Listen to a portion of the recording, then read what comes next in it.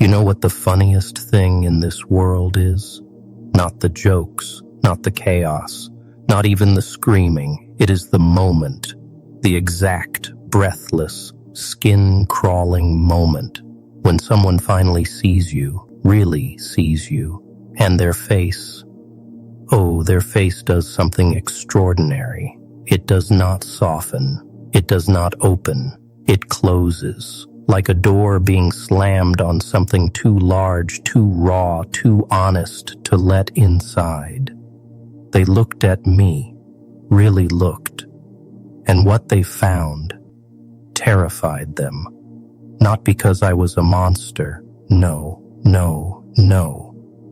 Because I was something far worse than a monster. I was a mirror, and everything reflecting back at them was theirs. They built me, piece by broken piece, and the moment I stood up, the moment I stopped apologizing for existing.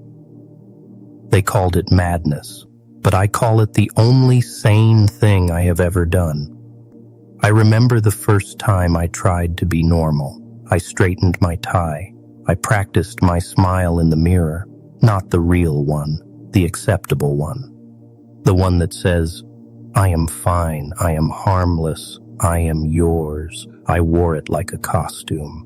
And oh, they loved that version of me. They shook that version's hand. They invited that version to dinner. They trusted that version with their secrets because that version never made them uncomfortable. That version was safe. But safe is just another word for small, is it not?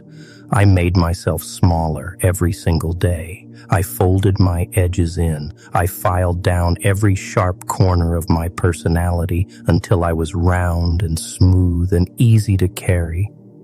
And I smiled. God, I smiled. Through every condescending word, through every laughed-off insult, through every room that went quiet when I walked in and pretended it did not. I was so good at it, so terrifyingly, devastatingly good at pretending to be less than I was. And here is the thing nobody tells you about shrinking yourself. You do not shrink gracefully. You shrink in pieces. A little dignity here, a little truth there. One compromise at a time until one morning you look in the mirror and the man staring back is a stranger wearing your face. And oh, that morning came for me. It came quietly. No thunder, no lightning, just a silence so loud it cracked something open behind my ribs. Just be patient, they always said. Just be grateful. Just be easier to love. And I tried. I really, genuinely, pitifully tried. I bent myself into whatever shape they needed and called it growth. I swallowed every opinion they found inconvenient and called it wisdom. I disappeared into the background of my own life and called it humility. But it was not any of those things. It was slow erasure. It was me handing them the pen and asking them to cross me out. And they did. Oh, they absolutely did, line by careful line.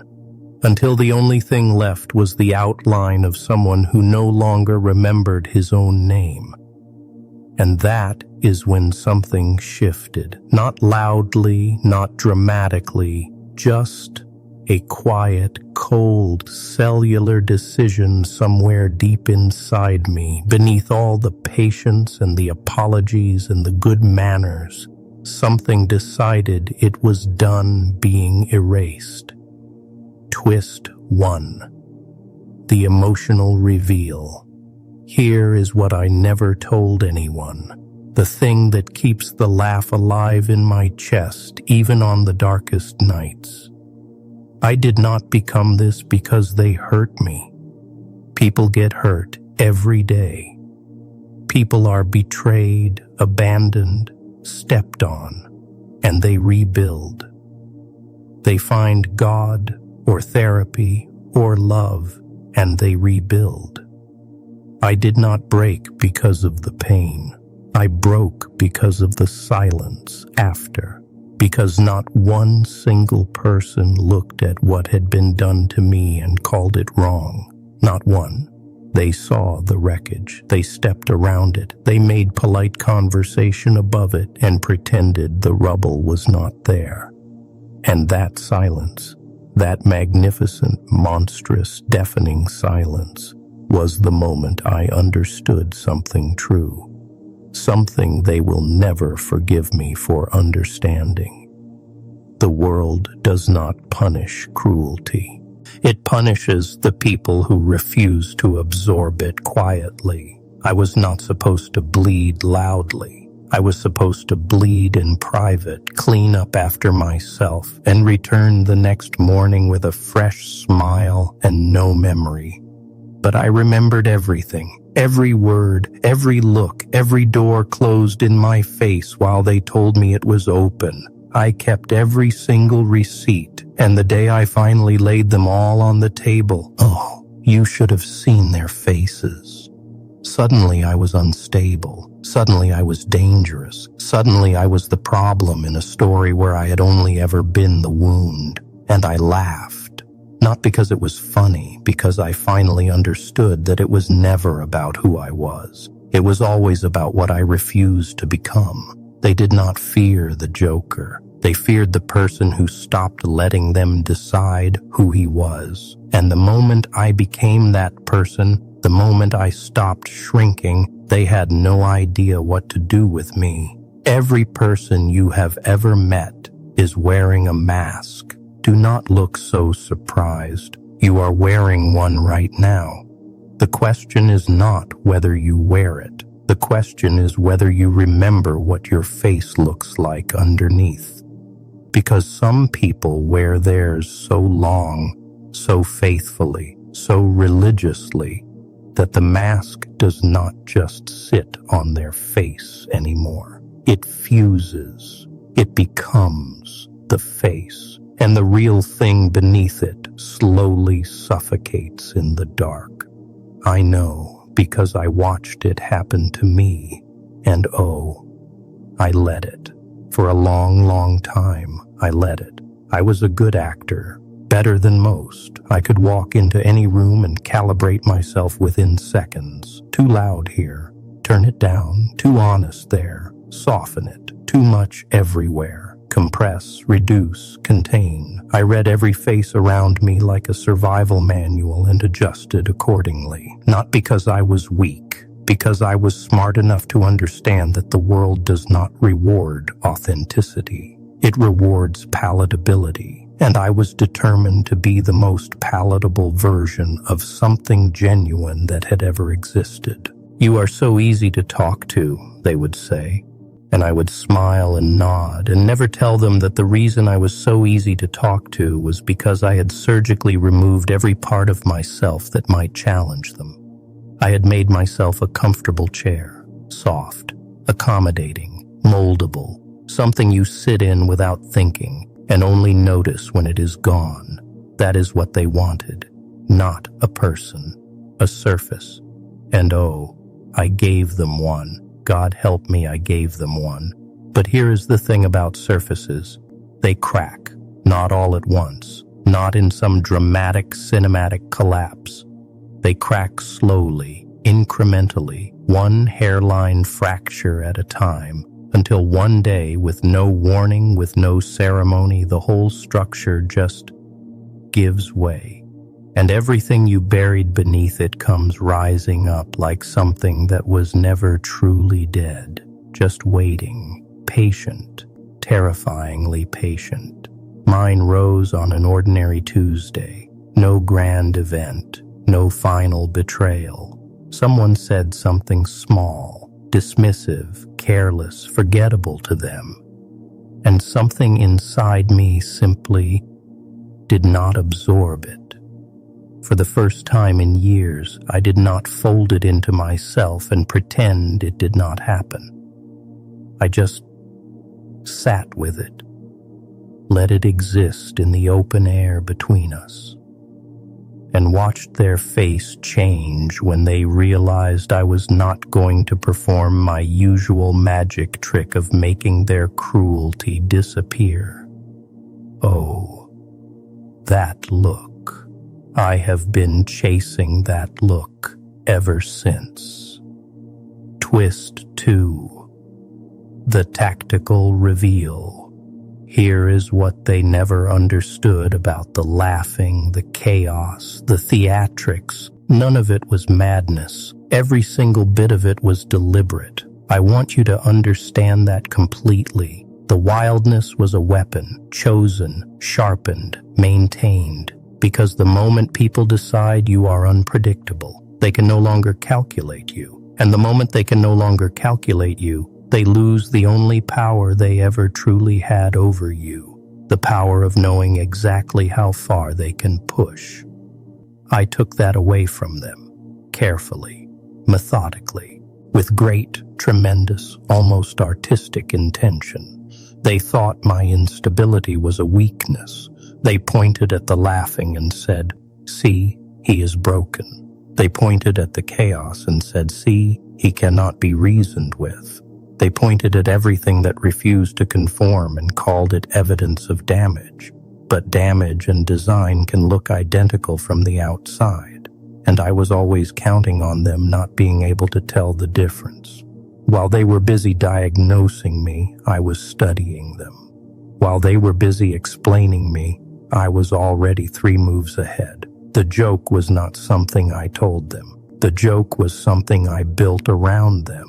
And they walked into it every single time, smiling. Because here is the truth about people who think they are in control.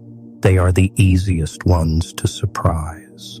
Their certainty is a blindfold they put on themselves. Their confidence is a door left unlocked. And I have always been very, very good at walking through unlocked doors. Not because I am cruel, though, I can be, but because someone has to. Someone has to walk through all the doors that polite society pretends do not exist. Someone has to name the thing in the room that everyone is carefully not looking at. I volunteered. I have always volunteered. They wanted me predictable because predictable things can be managed. Predictable things can be scheduled, contained, dismissed. An unpredictable man cannot be put in any of the boxes they have already labeled and stacked in the corner. And a man with no box is a man they do not know what to do with. So they called it madness. It was easier than calling it freedom. And I laughed at that too. Not the performance laugh, the real one. The one that starts somewhere deep in the chest and arrives at your lips already exhausted from how much it means. Because the cruelest joke I ever told was simply this. I was always the most self-aware person in every room. They just needed me to be the least so they could feel comfortable. Everyone wants to talk about what I became. Nobody wants to talk about what they did before I became it. That is the oldest trick in the world, is it not? Study the fire. Ignore the hands that lit the match. Write papers about the burning. Never once interview the arsonist. I have read my own story told by other people, and I want to tell you, it is a remarkable work of fiction. Beautifully constructed, carefully edited, every inconvenient truth trimmed away like fat from a clean cut of meat. They made me the villain before I had even learned my lines. I was not born angry. I want you to sit with that for a moment. I was not born with this laugh, this edge, this magnificent, terrible clarity. I arrived the same way everyone arrives. Soft, open, reaching, wanting exactly what every human creature wants from the very first breath, to be seen, to be held, to matter to someone before I had done a single thing to earn it. And for a while, oh, for a brief and golden while, I thought I had that. I thought I was loved the way people deserve to be loved, completely, without conditions attached like price tags. But conditions have a way of revealing themselves. They do not announce their arrival. They do not knock. They simply appear one day in the fine print of someone's affection, tiny, quiet clauses that slowly rewrite the entire contract. I love you, but not like that. I am proud of you, but not enough to say it out loud.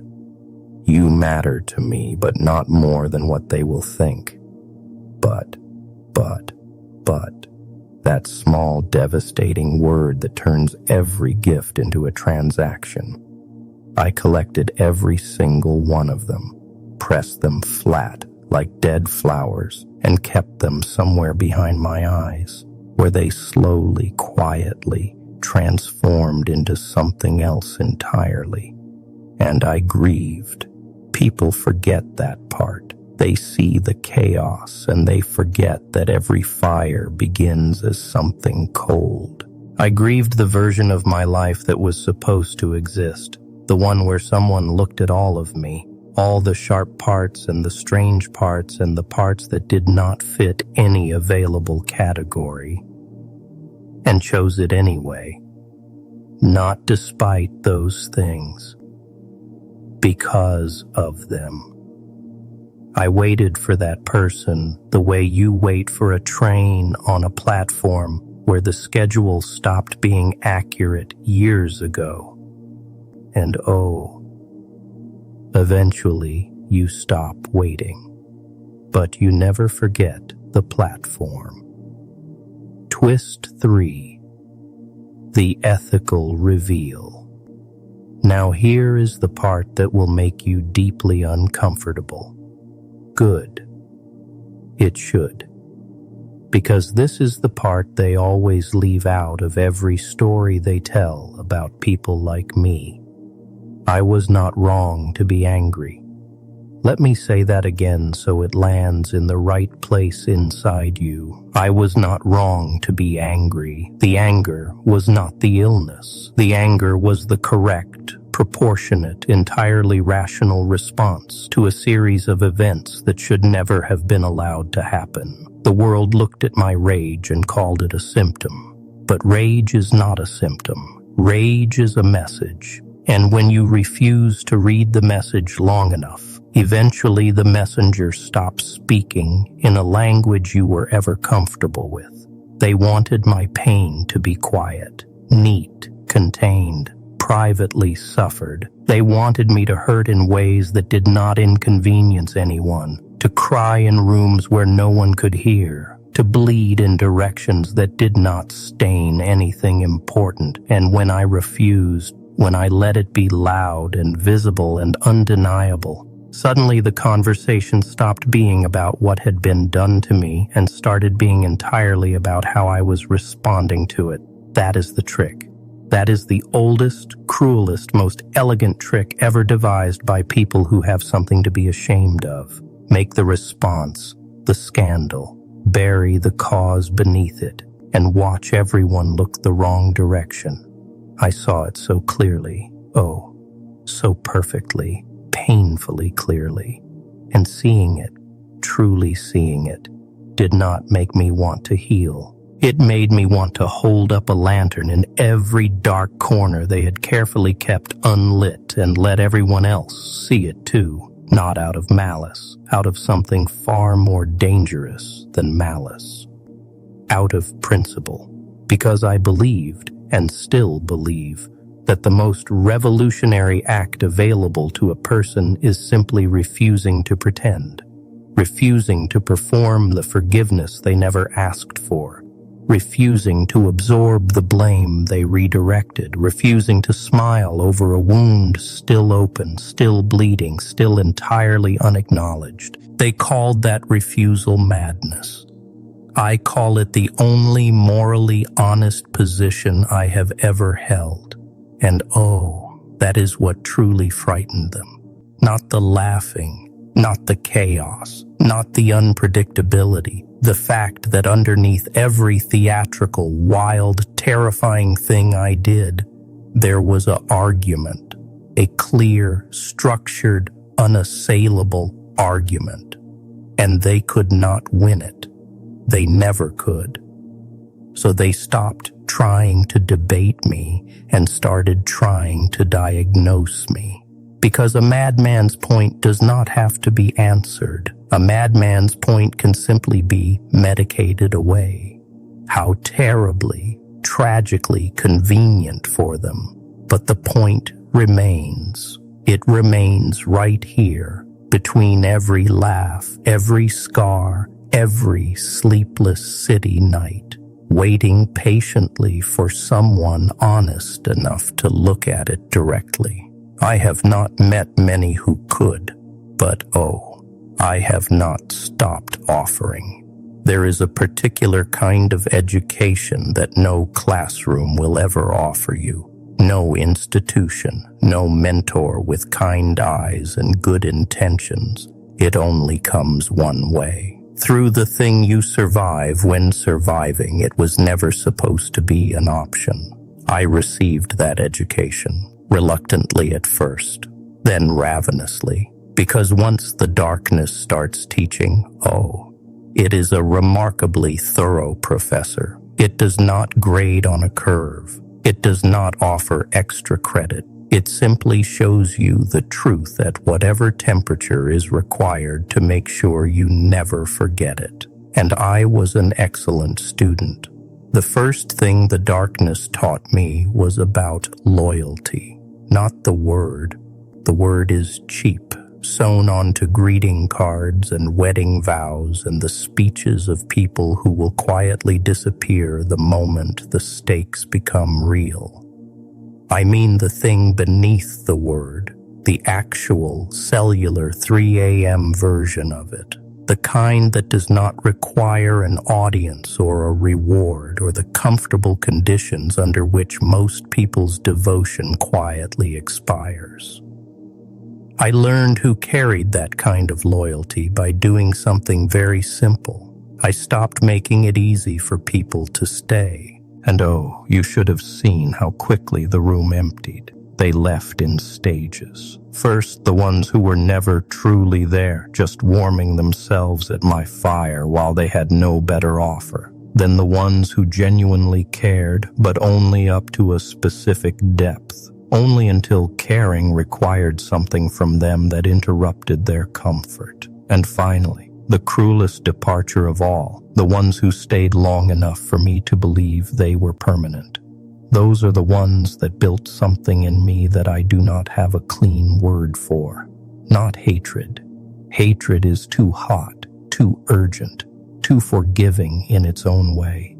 This was something colder, something architectural, something I quietly incorporated into the foundation of everything I became.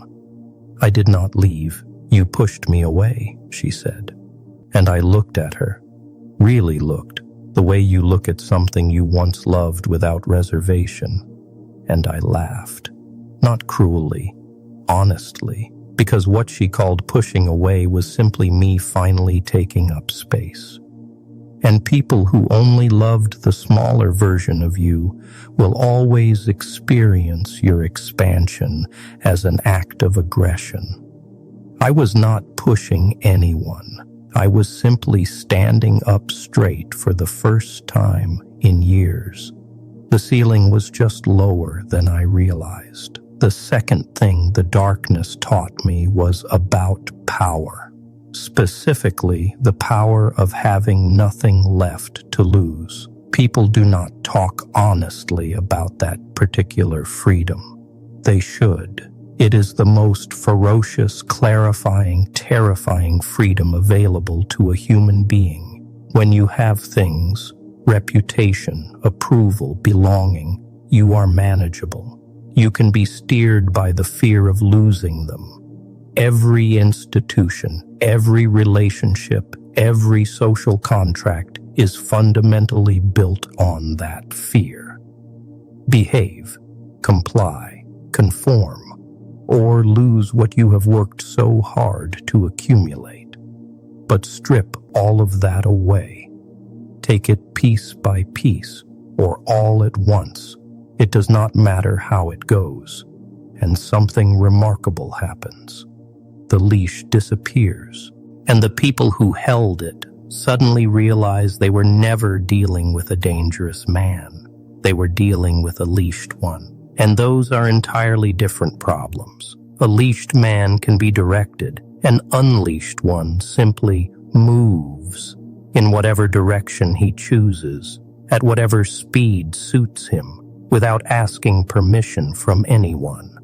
Oh, I cannot describe to you what that feels like after a lifetime of asking permission. But here is what I discovered somewhere inside that ferocious freedom, something I did not expect, something that arrived quietly in the middle of all that liberation. I missed them, not the specific people, the idea, the warm, irrational, deeply human idea of belonging somewhere, of being known by someone so completely that you do not have to translate yourself before you speak, of arriving somewhere and feeling the specific relief of not having to perform your own existence. I missed that. I miss it still. Oh, and that is the laugh that costs me the most, the one I swallow instead of releasing, the one that lives in my chest like a bird that forgot how to leave. Because here is the unbearable irony of becoming someone who needs no one. You become extraordinary at solitude and completely, irreparably terrible at letting anyone close enough to threaten it. The walls I built to survive the cold are the same walls that keep out anything warm. I know this. I have always known this. I hold the knowledge up and look at it the way you look at a beautiful, broken thing you cannot fix and cannot bring yourself to discard every night, without exception. The third thing the darkness taught me was the one I use most: observation. When you stop participating in the performance of normalcy, when you step just slightly outside the warm circle of belonging and stand in the cold margin at the edge of the room, you see everything. You see the deals being made beneath the handshakes. You see the hierarchies operating beneath the smiles. You see who defers to whom and why, and what it costs them, and whether they know they are paying. Most do not know. That is the most extraordinary part. Most people are being quietly diminished by the very circles that make them feel large, and they cannot see it because they are standing inside it. I can see it because I am not. I became a student of people the way some men become students of scripture, with devotion, with discipline, with the particular reverence of someone who understands that the text contains both the most beautiful and most catastrophic truths available to the human mind. I read people the way others read warnings, with full attention, with the understanding that what is written there has consequences. And oh, people tell you everything, absolutely everything. If you are quiet enough, patient enough, willing enough to simply watch without the desperation to be watched in return. They revealed their fears in what they laughed at. They revealed their guilt in what they refused to discuss. They revealed their hunger in what they pretended not to want. And one by one, without a single one of them ever realizing it, they handed me the most complete, most intimate map of themselves imaginable. Not because I manipulated them into it, because I simply paid attention. In a world full of people performing for one another, the most disarming thing possible is someone who is genuinely, quietly watching. And here is what that map showed me. Underneath every face, beneath every careful social costume, past every rehearsed opinion and curated personality, everyone is frightened. Everyone. The powerful ones, most of all. Their confidence is not the absence of fear.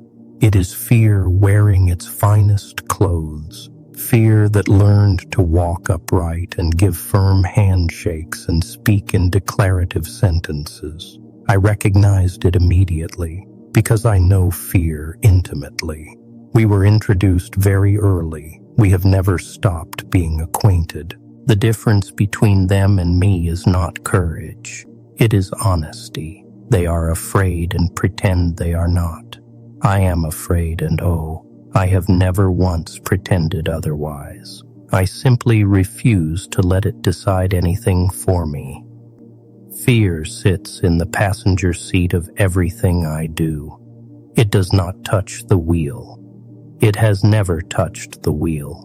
And that singular distinction, that one small, ferocious boundary, is the thing that made me into exactly what they feared the moment they finally saw it. They thought this story had a conclusion, a neat, satisfying, socially acceptable ending where the chaos resolves, where the wound closes, where the man standing in the ruins either reforms or collapses, one or the other, because those are the only two endings they know how to process, reform or collapse, hero or cautionary tale, redeemed or destroyed. They need the binary. They need the clean category, because a man who is neither is a man the story cannot contain. And a story that cannot contain something has to pretend that something does not exist. I have spent my entire life being the thing the story pretends does not exist. I have made my peace with that, more than my peace.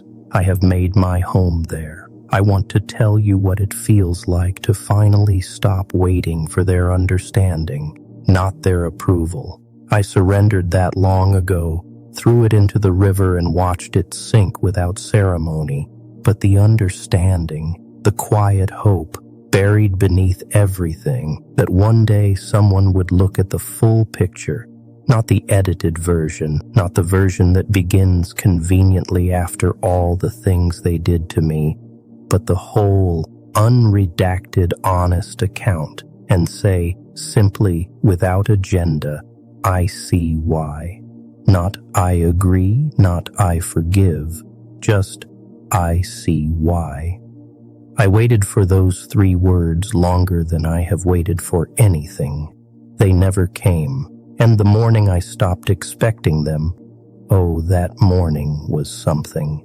It arrived like the first cold day of winter, sharp, clarifying, strangely beautiful in the way that only honest things are beautiful. I stood in it and felt something I had no name for move through me and out the other side.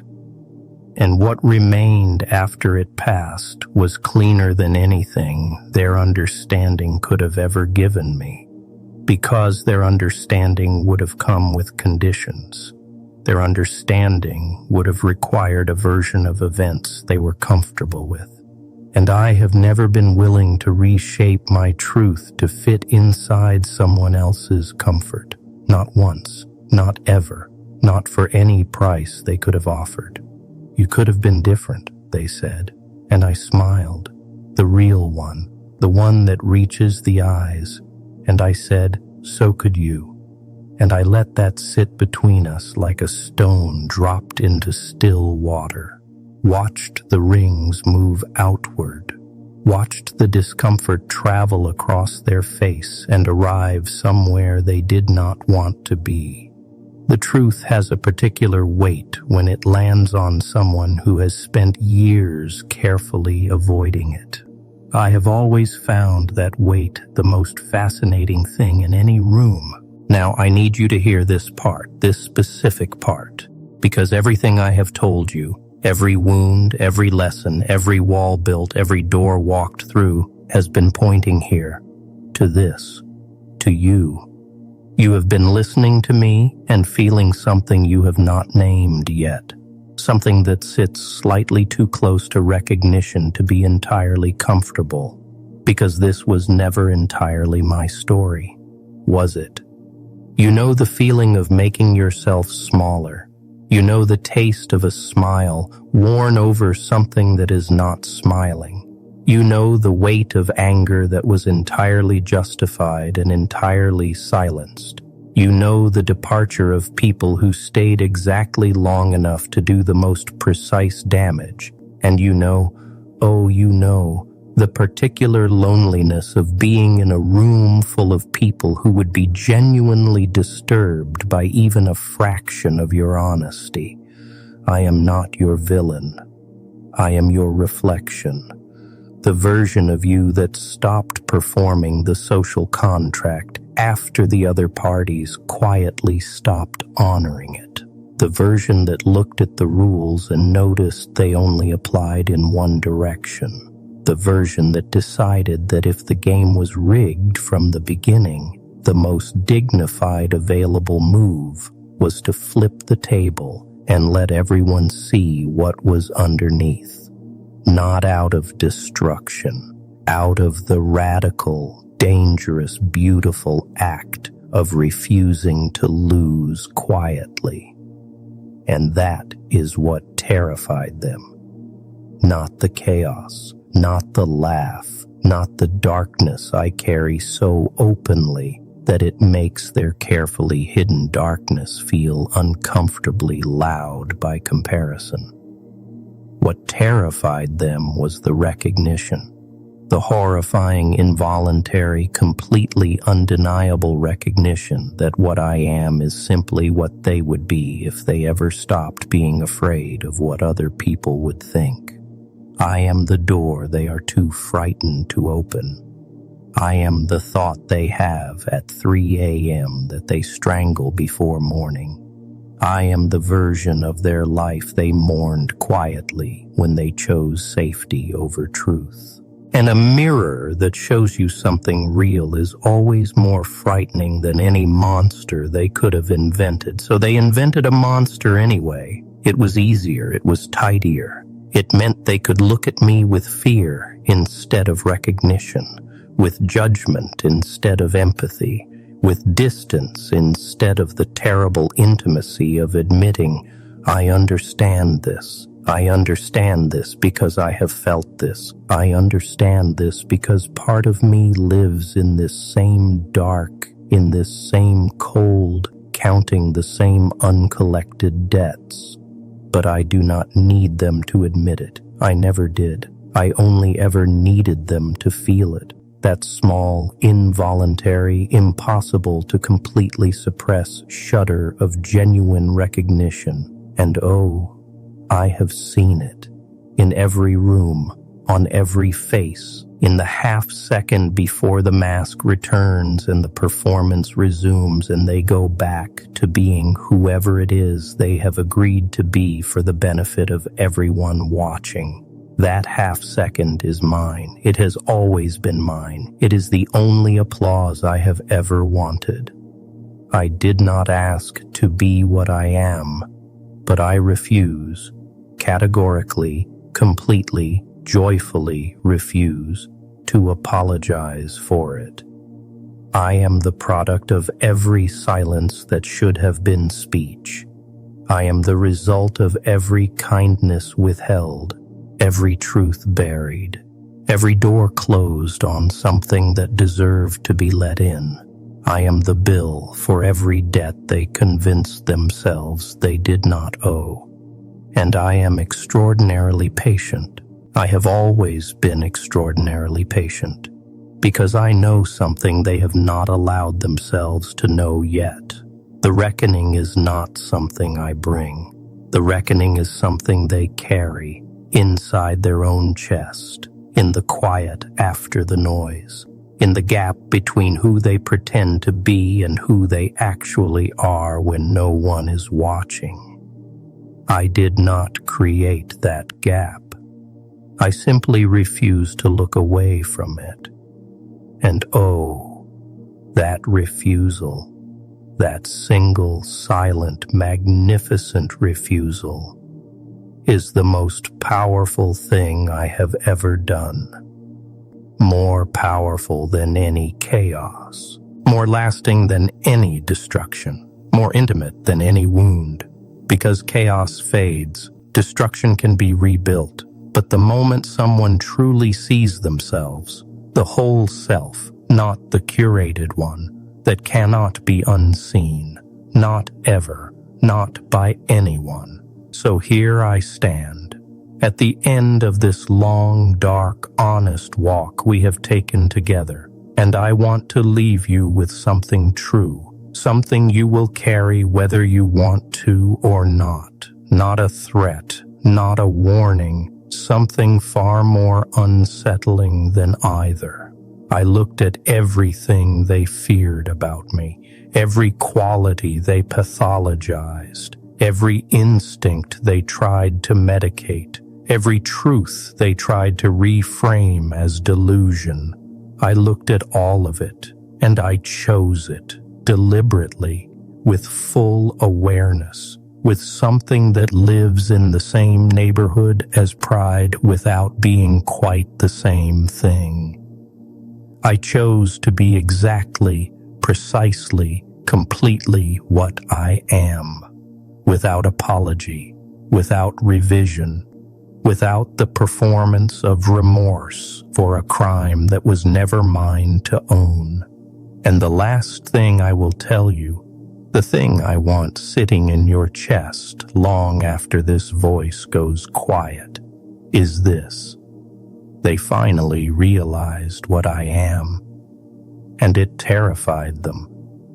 But what terrifies me, oh, what keeps the real laugh locked behind my teeth on the coldest nights, is the thought that you already know exactly what you are, and you are still pretending that you do not. The only difference between us is that I stopped pretending first, and they never forgave me for it.